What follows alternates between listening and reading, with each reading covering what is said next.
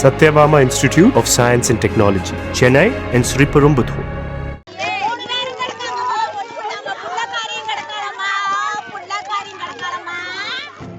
இரண்டாவது குழந்தைக்காக ஆசையோடு காத்திருந்த கர்ப்பிணி வளைகாப்பு அன்றே ரோட்டில் குடும்பத்தோடு எரிந்து கருகிய அதிர்ச்சி காட்சிகள்தான் இவை.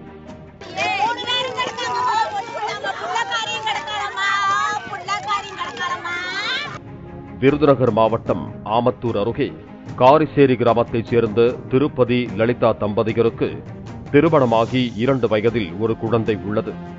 இந்த நிலையில் லலிதா 7 மாத கர்ப்பிணியாக இருந்து வந்த நிலையில் 14ஆம் தேதியன்று அவருக்கு வீட்டிலேயே வளைகாப்பு நடந்துள்ளது.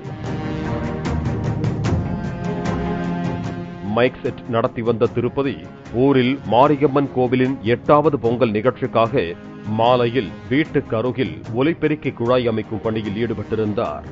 அப்போது டிரான்ஸ்பார்மர் அருகே இருந்த மின் கம்பியில் குழாய் கட்டுவதற்காக வயரை தூக்கி எறிந்துள்ளார்.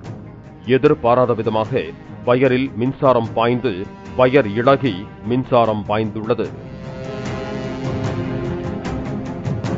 திருப்பதி உடலில் மின்சாரம் பாய்ந்ததால் துடிதுடித்ததை பார்த்த 7 மாத கர்ப்பிணி மனைவி கணவரை காப்பாற்ற ஓடி வந்து தொட்டபோது அவர் மீதும் மின்சாரம் பாய்ந்தது. கர்ப்பிணி துடிப்பதை பார்த்து திருப்பதியின் பாட்டி பாக்கியம் ஓடி வந்து தொட்டபோது அவர் மீதும் மின்சாரம் பாய்ந்துள்ளது.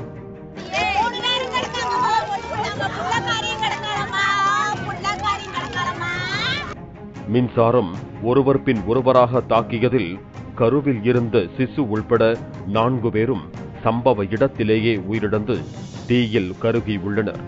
இதை கண்ட திருப்பதியின் அண்ணன் தர்மர் மற்றும் சகோதரர் கவின் ஆகிய இருவரும் மரக்கட்டையால் அவர்களை காப்பாற்ற முயன்றபோது அவர்கள் மீதும் மின்சாரம் பாய்ந்துள்ளது.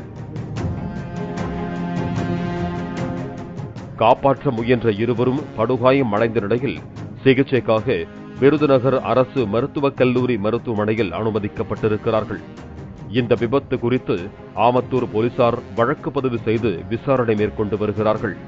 ரேடியோ செட்டு கட்டிக்கிட்டு இருந்தபோது எதிர்பாராதமாக குழாய்க்கு வயர் இது பண்ணும்போது வயர் தூக்கி குழாய்க்கு கனெக்ஷன் கொடுக்கும்போது எதிர்பாராதமாக ஹச்பி லைனில் இதாகி இருந்தது. அதில் எதிர்பாராதமாக வயர் மெல்ட் ஆகி ரிட்டன் ஆகி திருப்பதி என்பவர் மீது லைன் பாஸ் ஆகிவிட்டது.